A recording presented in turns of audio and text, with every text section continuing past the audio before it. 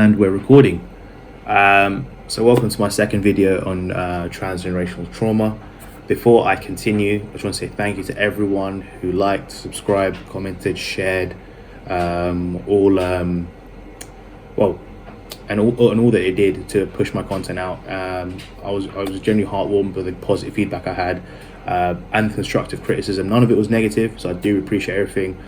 From that my face is too close to the mic, my camera's got to be turned 90 degrees. All this thing is gold dust. I'm not creative by nature. I'm someone who likes to talk and talk about his own personal experiences. So from the bottom of my heart, thank you. So why, just before I continue, actually, everyone's got a side hustle. So, but four people I want to shout actually, who've really been by me in everything that I do is Street_Art, Mr. P's, Essex Ballyard, Pro Smart. Those guys have been with me for not just in this journey, but the Muay Thai journey, the boxing journey as well as the physical wellness side of things, but also Y-Weight Fitness, Evolve Drinks, by Al-Kindi for for all your beard care, and anyone else really, and Prime Gen and Millennial Money UK. There's just 10 brands off the top of my head. So as Fat Cafe, those guys really did share me out, and Leapfrog Combat. So there's so many guys, but I'm going to put the links in below for those guys. Check out their pages. They've all got wholesome and awesome content and stuff that will keep some of you insane and whatever your fancies are really. So cracking on, I'm talking about transgenerational trauma because I realize it's something that affects me as a person, and I think it affects a lot of people in my community, and maybe in yours too. It's not something that's limited to someone who's brown, black, white, Oriental. It's cross nationality, cross race, cross ethnicity, whatever you want to call it. So what's transgenerational trauma? It's intergenerational trauma. You might know it as that. So it's trauma that's passed on from generation to generation. So one of your ancestors witnessed something horrible happen. They survived it, and they pass on symptoms and behaviors of trauma survival onto their children, which we could then pass on to our children. Classic example is child abuse. It's a horrible example, but abuse suffered as a child, shapes the mentality of that individual and affects the way they parent. There's other types of trauma. You've got extreme poverty, witnessing the sudden and violent death of a family member, crime against the family, or you might have a parent that fought in a war. We always hear the stories of, my mum and my dad came back from serving on the front lines or serving in a foreign country in the armed forces. They want the same person. So all these things contribute to transgenerational trauma. Touching on that, historical trauma is a form of transgenerational trauma. It's not just a family that's affected, it's an entire group of people. A natural example is the Holocaust. For me, myself, it's the Sri Lankan Civil War. So it's essentially collective trauma. So it affects a group of people, which naturally affects families, because every individual is part of a family, and that contributes to transgenerational trauma. But it's not just Holocaust. Could be a natural disaster like the Boxing Day tsunami, acts of terrorism, displacement in terms of refugees and fleeing war, and famine, and again extreme poverty. All these things shape transgenerational trauma. And the biggest one, sorry I forgot, and I shouldn't have forgot, is slavery. They affects a lot of people to this day, but it's not something that I can comment on. It's not something that I wouldn't feel comfortable commenting on, because I think that something like that deserves a video all to its own. So how do you inherit trauma? You actually don't inherit the trauma, obviously. Every person undergoes and suffers their own trauma, but what you pass on is the symptoms of surviving that trauma. And that manifests itself broadly under 3 different brackets: PTSD, anxiety disorders. Now, we pass on, lost my track of thought there. We pass on this to the next generation in learned behavior. So essentially, trauma affects the way someone parents, and that parenting affects the way that child develops, as you can imagine, whether it's both parents or one parent. It affects them because, just to broadly go over it, trauma affects the way someone parents because the parent may feel dissociated at times, or just be a million miles away, so they can't offer proper attachment. And certain traumas may prevent parents taking part in certain activities, or or just flat outright not being a part of a child, that their offspring's childhood. But also, quite a big one is it's the stories that a parent will tell a child. If you're a Holocaust survivor or you fled a civil war, you witnessed a horrible natural disaster, you're going to tell some really chilling stories to your child that will really deeply affect a young person. So these things shape the perspective, the personal values, the core beliefs a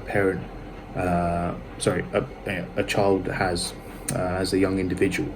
Now, where's the tie-in? The tie-in for me is the Sri Lankan Civil War. My parents quite commonly talk about the 1983 riots that happened. If you're Punjabi Sikh, the genocide of 1984. It's not limited to those examples. The Soviet invasion and the American invasion of Afghanistan. You've got the Soviet presence in Europe into the late 80s. The Rwandan genocide, apartheid in South Africa. Just so many things. Myanmar, Palestine, the civil rights movement in America. There's so many things, and it's just horrible because it's not something that we address as people, but it's definitely something we should do just for our collective well-being. So I like to dive in straight into my personal experiences. One, because I'm not a psychiatrist or psychologist, so I'm not going to start giving examples that I don't understand fully myself. I just like to take an educated look at why certain things have happened to me, and try to understand the certain behaviors of my parents. So both my parents grew up in Sri Lanka, just getting straight into it, they grew up in a country that was split by the civil war between Tamil Tigers and the Sri Lankan government. Now, I don't justify war in any way. I believe that the loss of any life is not up to us, up to God, and that any loss of life is a tragedy. So, not just that. On top of the fact that they saw that, they were subject to racism, racial discrimination. They saw they were embroiled and victims of the 1983 riots, and they both had insane traumas happen to them. Outside of that, I think that's really shaped the way they have parented, and some of the stories they told me really stuck with me as a young individual. Now, my dad, anyone who's met my dad knows he's quite a stern, serious guy with doesn't really have a sense of humor, despite trying. So when my dad was young, his dad drank a lot, and as a result, when my dad was 13, so my grandfather had a stroke. My dad had an older brother, a younger brother, and a younger sister. But despite being the second oldest, not the oldest, my dad stepped up and said, "I'm going to look after the family business and make sure we're all provided for," to his mum and his siblings, just so his older brother could pursue his studies. And a lot of respect for that. It's mad to think that someone at 13 could do that. I definitely couldn't have. But just off the bat, having that lack of socialization with someone your own age, and having that constant pressure on yourself for a young age, you don't develop the same way socially that someone else his age but in a different situation would, or that I did, or my friends did. I see that my dad doesn't have consistent friendship circles, and he doesn't see the value of friendship for someone like me. My dad has never, most parents will tell their children, prioritize your friendships and good friends. My dad doesn't see really the value there. He seems to think that, life is work, and that your friendship, is at the bottom of the heap.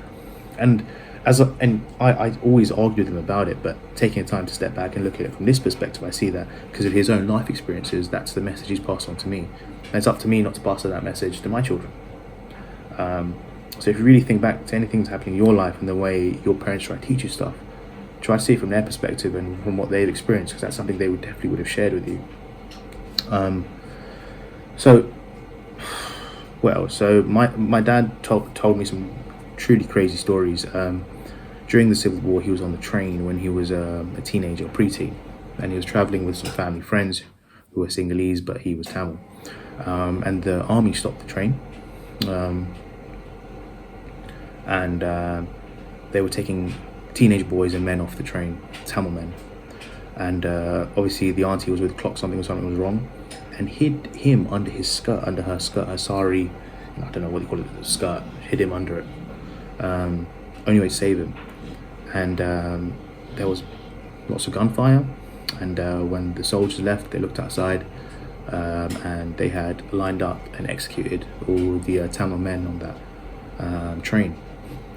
And being 12, 13, and seeing something like that at the time, on top of seeing your dad, your own father have a stroke, I can't imagine I would have been able to process that as a young man. I definitely wouldn't have.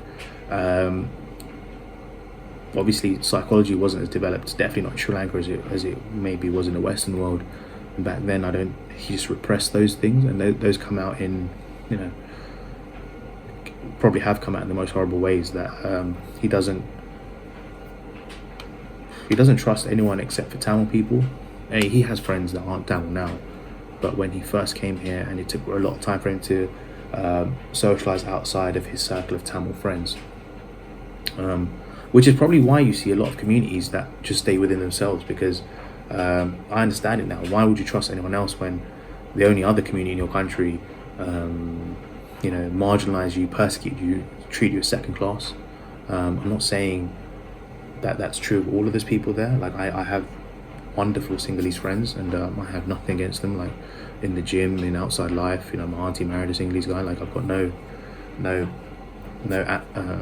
animosity towards them. Like, it is what it is.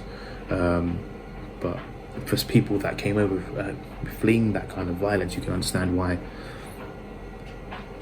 as a young Tamil boy or man, I only saw my father's circle only have Tamil people in it, and the only time now he's interacting with people outside his circle is actually the parents of my friends who aren't Tamil. So when you look at these pockets of different ethnicities in and around London, and they've all come from a very hard background, whether you're Kurdish or Turkish or Kashmiri or Pakistani or Bengali, you've come from somewhere where, especially if you look back home, you come from some sort of conflict or some oppression or suppression, right? And I understand now why we're in those pockets in those communities. So it's up to us sort of like break that bubble and socialize, and integrate with the wider community. Now, looking past that,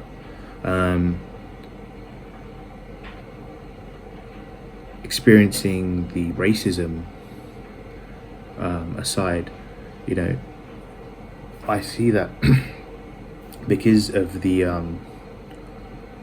sort of lack of opportunity to study, my dad always forced me that I didn't have the opportunity to say, you definitely should. It's not that he didn't, he took on the family business. And obviously academics was a major part of my life, and it still is, to this day. Like, now I enjoy studying, but before it was more that he made me study because of the opportunities he lost out on, which is something you may see from your parents. They may talk about the opportunities they didn't have, and they want us to do what they didn't do, so they're trying to maybe fulfill the goals they wish they could have through you. And that's actually a type of narcissism, and that stems from something that's affected them in the past. But narcissism in parents is a different video, so I'll go more into it then.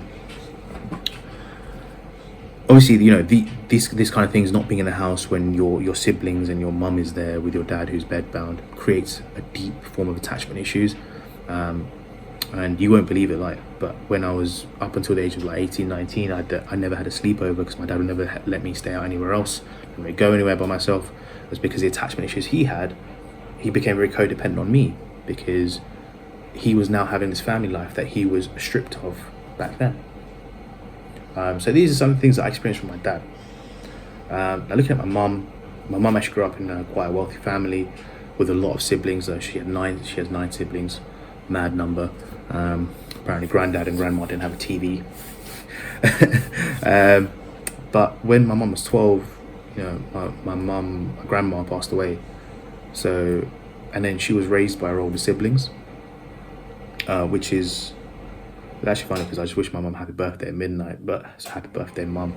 But I really understood the way my mum operated because she was very open about her past.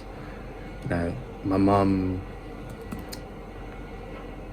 what do you call it? So my mum was raised by her elder brother and elder sister, sisters and brothers, because she didn't have a mum, and my granddad was working away and providing all the money to look after family at home. So obviously she wasn't getting a maternal love from anyone else. But as time went on, her older siblings, there was quite a big age gap, started to get married and move on with their partners, started to have children of their own. So from the age of 15, she has two younger siblings herself, my other uncle and my youngest aunt who has Down syndrome. They have to start parenting each other like a domino effect. And I can see that not just losing your mum, but then watching your siblings get married off and then not having the time for you would cause insane attachment issues, which manifested later on in both negative ways and parenting ways as well. So looking at just both my parents when they met, they got married within 3 months of meeting each other. Love marriage, but they probably got married so quickly because they both had severe internalized attachment issues. And then that was further compounded when my mum lost her first two kids. So my older sisters, didn't really know them, didn't meet them, but muscular dystrophy took them away. And you can imagine that not only she's said goodbye to her mum, watched her siblings get married off, and then losing two children, the deep rooted attachment issues my mum has, like, and I'll be very open and honest about it. Like, my mum isn't as controlling as my dad, but she's very attached in the sense that she'll never let us be anyone else's, in the sense that she's always gonna have a problem with any partner I have. Sure, Shruti has something to say about that, but just looking back at it, I can see why my mum was so overprotective and didn't want me to stray too far from her, because your mother and then your children, you can understand the sort of impact that have on you, and you probably can't imagine the impact it have on you, because I don't think we'll eventually all say goodbye to our parents, but to lose them at such a young age and then lose two firstborn children is insane. But add to that, during the 1983 riots, their house was burned down and gutted. Watching that happen, the last vestiges of your memories of your mother disappearing in that blaze, like, it's horrible to even imagine. And I realised that my mum had these issues, like, looking back at it when I was 11, and I was very close to her father. But at the funeral, at the children there, it was only my mum, my mum's older brother and my mum's older sister there at the funeral. And I watched my mum look at my grandfather's body, and I don't think I saw my mum drop a tear. And it's that sort of the trauma that's had on her. She's effectively internalized all this pain, and it's given her probably deep attachment issues, in the sense that outside of myself, my sister and my dad, she probably doesn't get attached to anyone else, which why she probably comes across as detached, dissociated from the rest of her family, and not able to maintain relationships with her siblings and then her nephews and nieces. It's not that I blame them. I don't blame them at all, but it's more along the lines that they didn't have the best positive interaction with their families growing up due to stuff that happened to them. So naturally, I can't expect them to form those positive relationships suddenly when they're 40 to 50 years old. It's just not going to happen. But I do my best too. So whereas my mum and may not prioritize relationships with her siblings or her niece and nephews or my cousins, I take the time to just make sure I'm in contact with everyone, because I don't want to miss out on the things they missed out on with their families, right? And it's up to me to break this cycle of inheritance, and I don't want to pass these commitment issues and detachment issues onto my children at all. I want to have them a very wholesome, loving, and childhood, and hopefully they don't see anything happen to me that will affect them and then make them pass on something to their kids.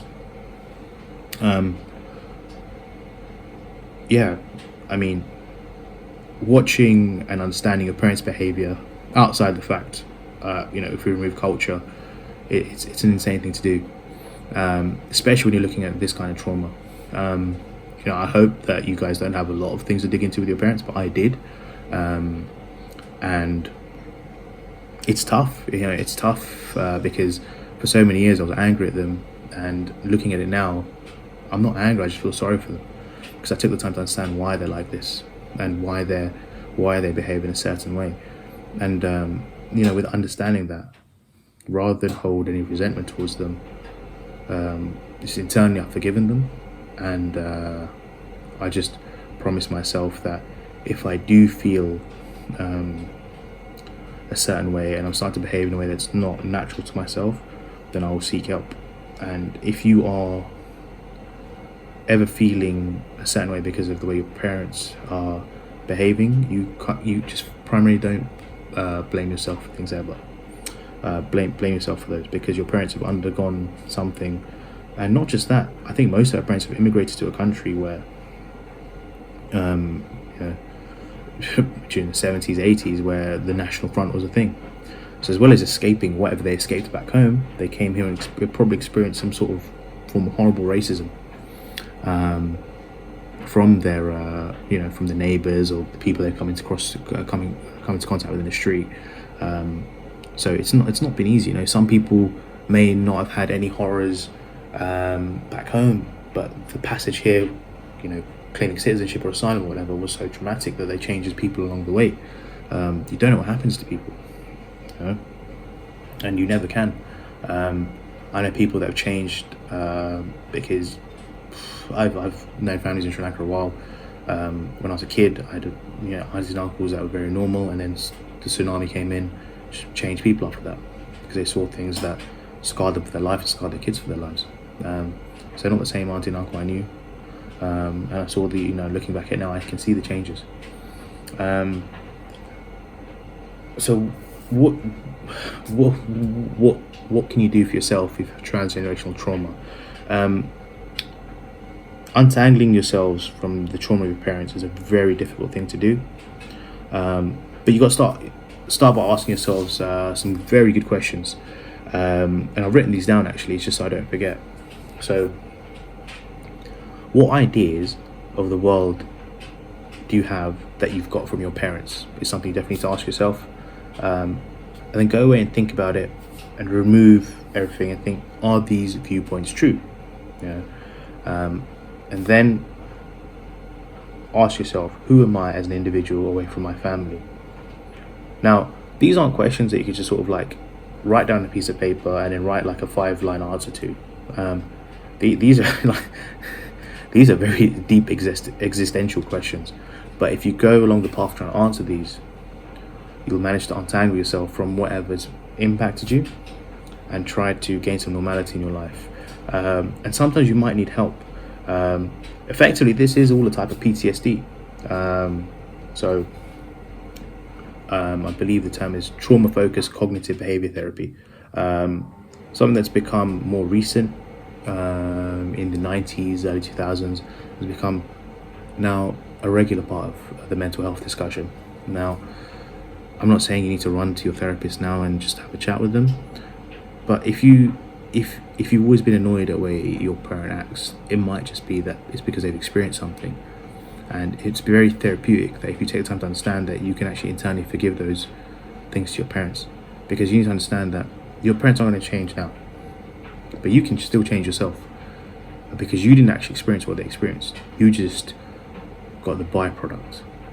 And if you want to maybe repair the relationship with your mum or your dad, or your grandparents, or just be civil, it's understand what they went through, see how it's manifested itself in their behavior today, understand there's nothing you can do, and just slowly start to, if you have that resentment, melt it away with understanding, education, and move on and try to be a happier person, because that's what we should be. We should be content with our lives, and we definitely should be looking to become better individuals and more wholesome individuals. That's what I'm a big fan of as well. But yeah, that's the end of that video. So I've tried to keep it short. Sorry if I've waffled a bit. But again, I only talk about stuff that I experience, so I can't speak for you guys.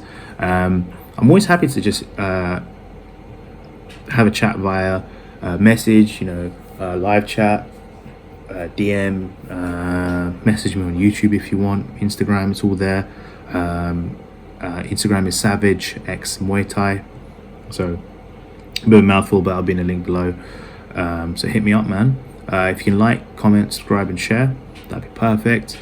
And Ace Trims, man, if you're looking, I definitely need to be looked after by you, bro. So I'm looking rough right now, or rugged as my missus likes to call it.